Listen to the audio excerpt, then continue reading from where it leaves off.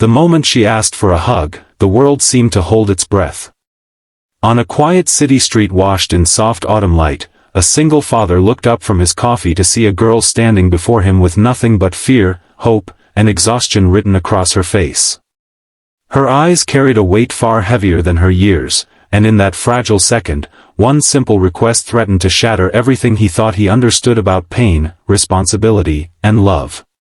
If you believe that kindness still matters in a world growing colder every day, take a moment to like this video, share it with someone who needs hope, leave a comment, and subscribe to the channel. Your support keeps stories like this alive and reminds others that second chances are real. He had not planned to stop at the cafe that morning. Life as a single dad had turned every day into a careful calculation of time and money, and indulgences like coffee felt undeserved.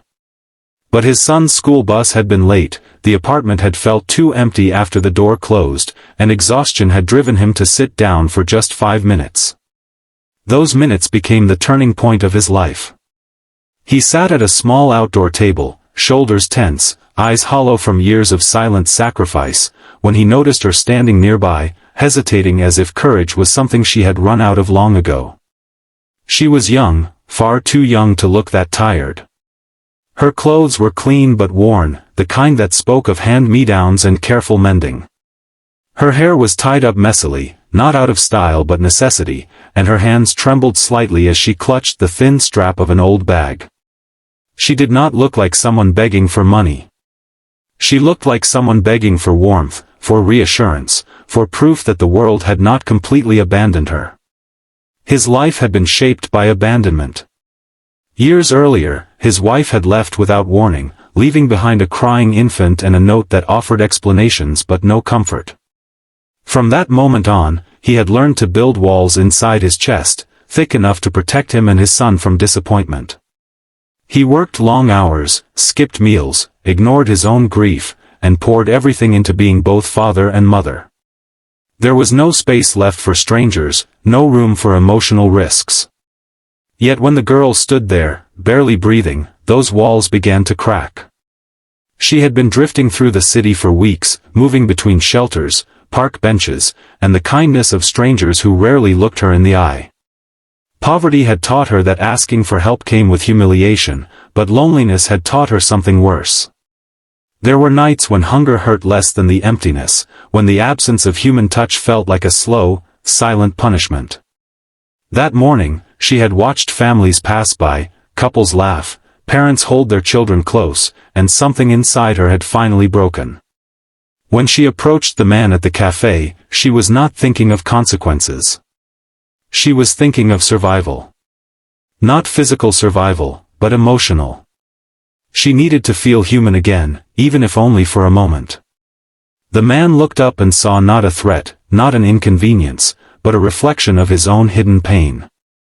He saw the same fear he used to see in his son's eyes when the nightmares came, the same quiet desperation that no words could fix.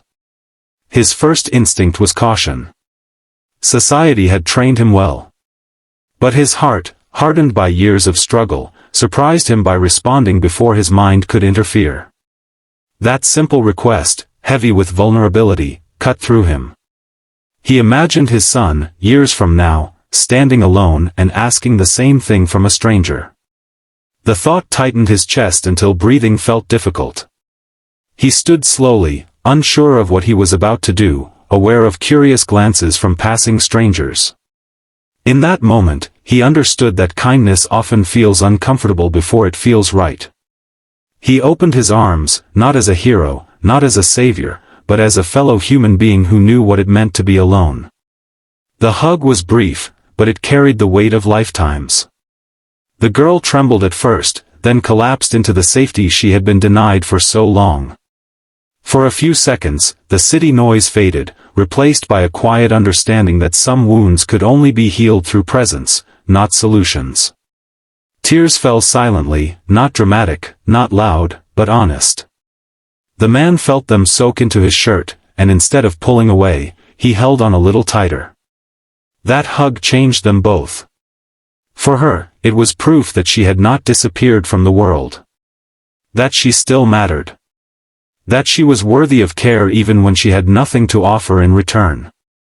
For him, it was a reminder that his heart had not died in the process of survival.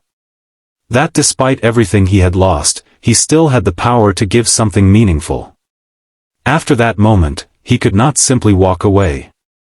He offered what he could, not in grand gestures, but in practical kindness. A warm meal, directions to a place that could help, a listening ear that did not judge. He did not promise miracles, because he knew better than anyone how cruel false hope could be. But he offered consistency, something rare and precious. Over the following weeks, their paths crossed again. Sometimes intentionally, sometimes by chance. He learned pieces of her story through quiet observations rather than questions. A childhood shaped by neglect, a family fractured beyond repair, a series of small failures that snowballed into homelessness. She learned about his son, his endless responsibilities, the quiet grief he carried like an old injury. They never labeled what they were to each other, but something steady grew between them, rooted in mutual understanding. Change did not come overnight. There were setbacks, missed appointments, days when hope felt fragile. But there was also progress. A shelter placement that led to training opportunities. A part-time job that slowly rebuilt her confidence. A sense of dignity returning, piece by piece. Through it all, the memory of that first hug remained a quiet anchor, reminding her that she was not invisible. For the man, the experience softened him in unexpected ways. He became more patient with his son, more open with his own emotions. He realized that teaching kindness was not about words, but actions witnessed. When his son asked why helping others mattered, he did not give a lecture. He gave an example.